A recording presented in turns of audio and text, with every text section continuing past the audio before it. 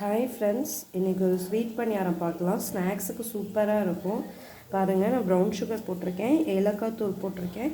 இப்போ வந்து நம்ம நார்மலாக அரைச்ச மாவே போட்டுக்கலாங்க. இதில் வந்து பால் ஊற்றினாலும் நல்லா இருக்குங்க, ஆனால் பாப்பாவுக்கு பிடிக்காது. ஸோ அதனால் நான் பால் ஊற்ற மாட்டேன். அப்படியே மாவு மட்டும் போட்டு இதில் வந்து பருப்பெல்லாம் போட்டு அரைச்சிருக்காங்க, அதனால் சூப்பராக இருக்கும். கல் காஞ்சிருச்சுங்க. இப்போ ஆயில் போட்டுக்கலாம். நான் வந்து தேங்காய் எண்ணெயில் தாங்க செய்வேன், அதெல்லாம் சூப்பராக இருக்கும்.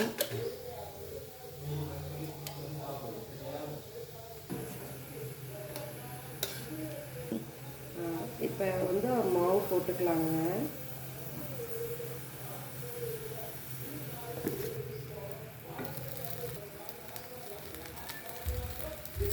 பாருங்க, நல்லா வெந்துருச்சு. இப்போ வந்து புரட்டி விட்டுறலாம்.